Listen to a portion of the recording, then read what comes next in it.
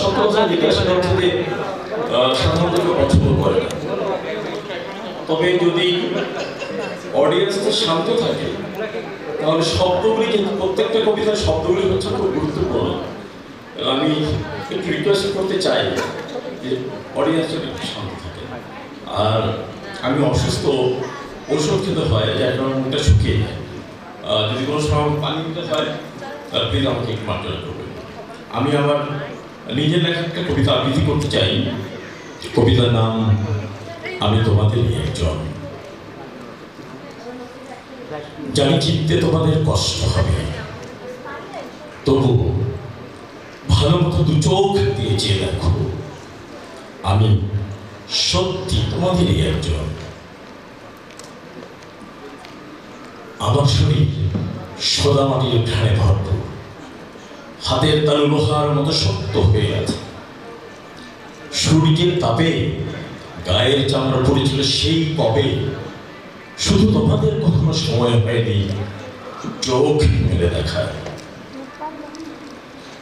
আমি থাকি ঢেউ খেলানো সবুজ ক্ষেতের বাতাসে, নিঃশেষ হয়েও প্রাচুর্যে ভরপুর হওয়ার শক্তি যোগায়। মাছ, গাছ, পাখিদের সাথে কথা বলে 14 পুরুষের 14 পুরুষ ধরে এ বাড়ির সাথে আমরাই করেছি ভালোবাসা। তবে আমার ঘরের অন্য দশার মতো লালনের ফলা পর্যন্ত হয়ে গিয়েছে এক পাশে। কত কত কলের লালন নিচ্ছে মাটিতে স্থান, শুধু আমার ঘরে মরছে বড়া টিনের আস্তর। চালের ফুটো দিয়ে গড়িয়ে আসে পানি, বৃষ্টিতে সরে গিয়ে নির্ঘুম রাত কাটায়। পরিশ্রমে এই শরীর এসেছে অকাল পার্থক্য। দুমুঠো ভাতের জগান্ডারের প্রাণ আজ ওষ্ঠাগত। জানি তোমার প্রাসাদে লুঙ্গি পাঞ্জাবি পরা এই কালচে শরীর বড্ড বেমানান, তবু আমি তোমার দুয়ারে ভিখি। তোমার তেল চকচকে শরীরের সামনে কোনো দাবি দিয়ে আসি।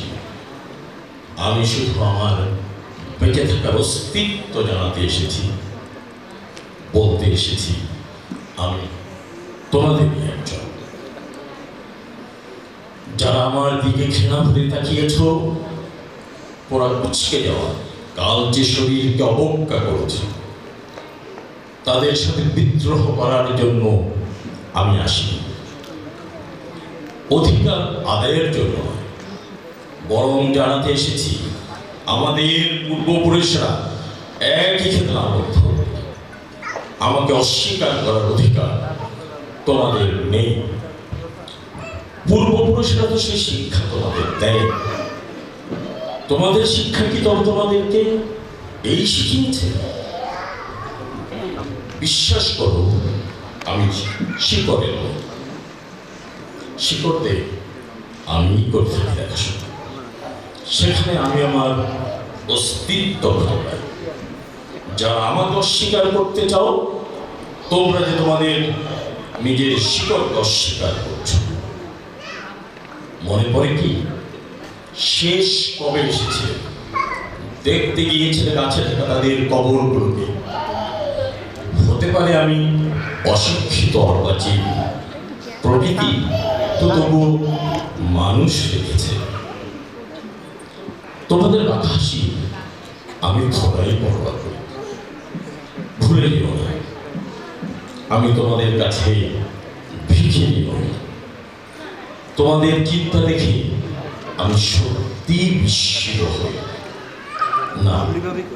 আমি তোমাদের অভিশাপ দিতে আসি, একান্ত আপন মনে করে স্মরণ করাতে এসেছি।